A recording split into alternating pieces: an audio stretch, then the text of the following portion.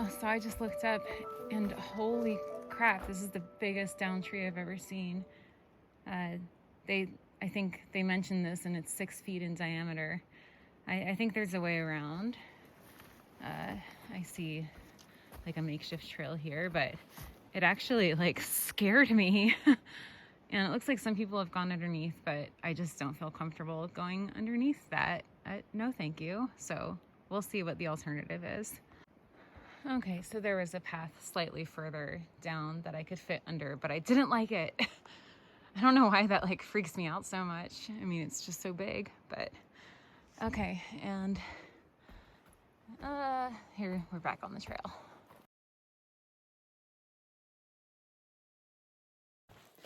I just reached a very awesome milestone, which is 100 miles left to Canada. There was no actual trail marker, but that's just based on my Far Out app, and I just happened to check it at the right time. I have 20 more miles today. It's not quite noon, and it's mostly downhill than flat/rolling to the road to Stehekin, which I am not taking because it's a 9-mile walk. Most hikers take the shuttle, and I wish I could take the shuttle, but I want to keep to my self-supported rules.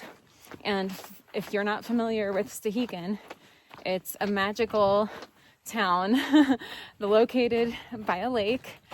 I think it's Lake Stehekin or Stehekin Lake, and it is beloved among hikers because they have a world famous bakery there, which is just a delight. And what makes Stehekin unique is that it is not accessible by car.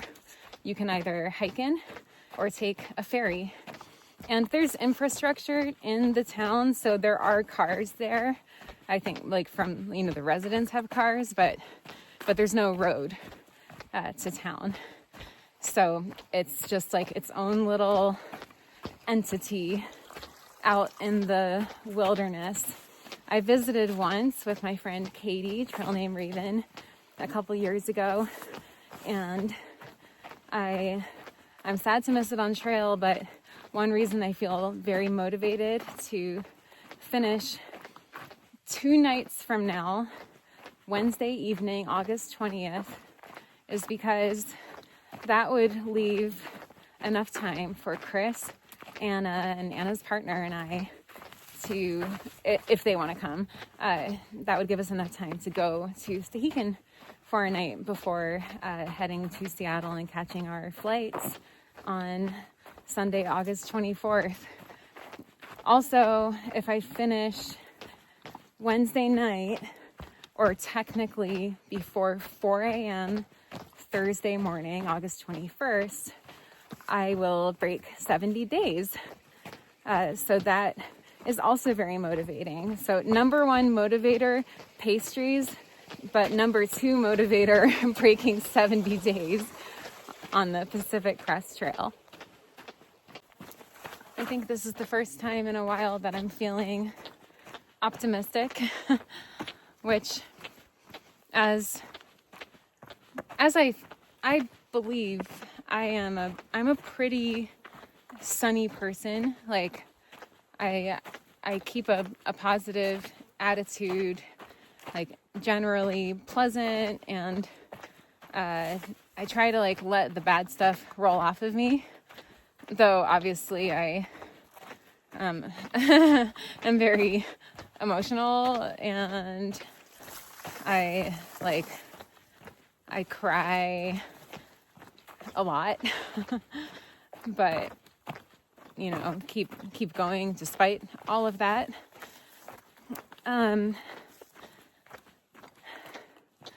But I don't often get my hopes up about stuff. Like I usually expect the worst because I don't want to end up disappointed or surprised when something's worse than I thought it was.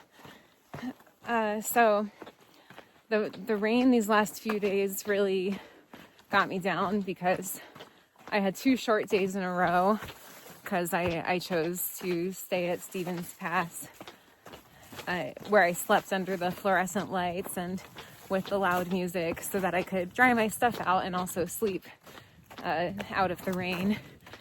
And that I'm glad I did that because all my stuff was really wet, and that just causes a lot of issues. And then just the past couple days, even, I mean, having wet shoes and wet socks and no opportunity to dry them and getting blisters and then just being frigid and cold and wet and not able to really eat or drink because I don't want to move my hands because I don't want them to get cold. It's just been a hard couple days in the elements, but the sun has come out, and also yesterday was really crucial because I didn't know how bad the blowdowns would be, so I didn't know if I'd be able to make it to my goal campsite, which affects all the rest of my days on trail. But I made it to my campsite. I met another hiker yesterday, and there are hardly any through hikers out this far. So, and just not a lot of people in that section in general, because I think people are skipping around it or just opting, like weekend hikers are opting to do other sections. But so when we saw each other, he passed me. We'll just call him M. And we were both very nice and positive to each other when, we're like, how's it going? And we're kind of like, great. But then little by little, we were like, how about that rain? And then just like, oh, that sucks. And, oh, can you believe, and then we just both started venting to each other, which was great. I think it was very helpful for both of us. And then we were both just so excited to find another hiker, and not only another hiker, but like another Nobo through hiker, because it's just been so lonely. And yeah, I was like, even if you take off in 5 seconds, even just getting to hang out with you for like a little bit has been just a highlight of my day, because I get so in my head. And he was like, me too. And then we chatted some more, and I shared about like, my goal of finishing on Wednesday, and just a little bit more about my hike. And he has, he wants to finish in a quick time too, because he wants to have some down days before his flight. So we coincidentally were both aiming for the same campsite yesterday, which was incredibly motivating. And he was hiking a lot faster than me, so we weren't hiking together the whole day, but like he stopped to dry out his tent and like at a lake, like a beach, and I passed him, and then he passed me toward the end of the day. And then when I got to the campsite, he was there, and it was just like so great. Just like we chatted a little bit while I was setting up my tent, and just like talking about our favorite music, and we found out we both like Adrian Lenker. It was just very nice. And kind of like the 2 nights ago when I camped by a lake where there were lots of people, I felt better camping by people than just by myself. I think part of it is that we're just in a really remote wilderness area, and like I think I just would feel better like if there were a bear or something, I at least know that I could yell bear and somebody would hear me and they could help. I've only seen one bear so far on this trip, and it was in Oregon, and it was running away from me, but still. And yeah, the same person, we're both trying to get to the same place tonight, the road to Stehekin, though I'm guessing he'll go into Stehekin, and the last shuttle there is at 6:15, and I doubt I'm going to make it there by 6:15 anyway. Also, this morning I passed by, and he shortly passed me back because he was also way faster, but another Novo hiker And I just said hello. I was crossing a bridge and it was just barely dawn. And I was wearing my rain jacket, had my hood up, but he was like, "Are you Pink Feathers?" It's like, yeah. So that was really cool. Like, I'm always surprised when people recognize me, but, you know, it's a very specific, you know, the PCT through hiking community. It is a pretty specific thing. And like, you know, word gets around about record attempters every year. Like when I talk to other people, you know, we always talk about like, oh, like Nick Fowler, and like, oh, he did so amazing. He had to stop his attempts, but he was doing 60-mile days. And oh, did you see Ninja? She was going southbound. And it's like, I don't know, like people just know. But anyway, it was just super nice to meet that hiker and chat for a little bit. And then he rushed off because he had 2 friends up ahead and they wanted to get into Stehekin tonight. So Stehekin is the place to be. And I am not going, even though I really want to. But, well, I'm not going during my hike. But as I mentioned earlier, I'm so motivated to finish as soon as I can, because I would really like to take Chris there. I would really like to enjoy being in Stehekin and eating pastries and sleeping on a bed, possibly, while also having the satisfaction of being completely done with my through hike. And also, it would be so cool to run into other hikers there that like possibly I've already met on trail. Like that, it would just be so neat. And I think it would be neat for Chris to see the hiker culture and just get to like observe other hikers, like when we hang out at I think there's like a lodge that has hiker services. So it would just be neat for us to experience that together. So yeah, but I also just had coffee, so my little like latte powder pack that I mixed with water. But yeah, I feel like I just defeated a monster, and all I have to do is 18 more miles today, 40 tomorrow, 40 the next day.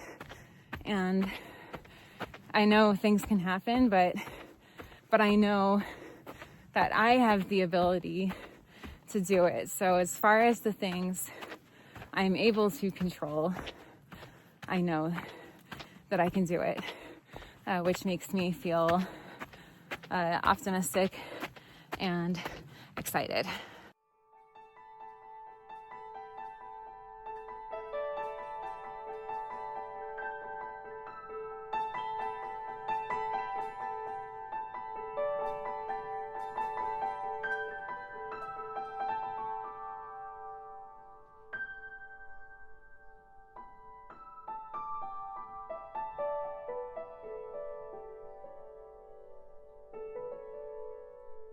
Okay, I made it to, I don't know if you can see it from here, but to the Stehekin Road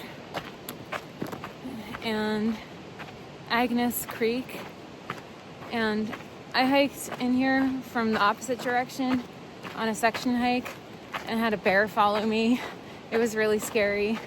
So I just went by the section where I had seen the bear and I was on high alert, but no bear. And there's a campsite here, and you need a special permit to camp, but they have a bear box. And even though I have like a bear-proof bag, I feel nervous about my food getting stolen. So I'm hoping they'll take mercy on me and let me camp here and use the bear box. I would be really grateful.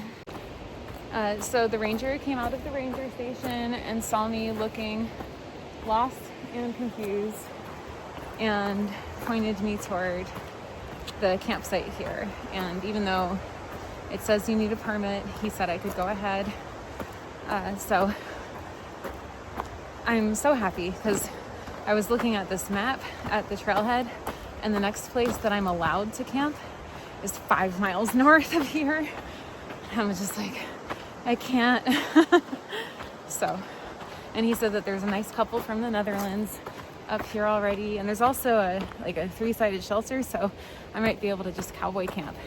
So this will be great.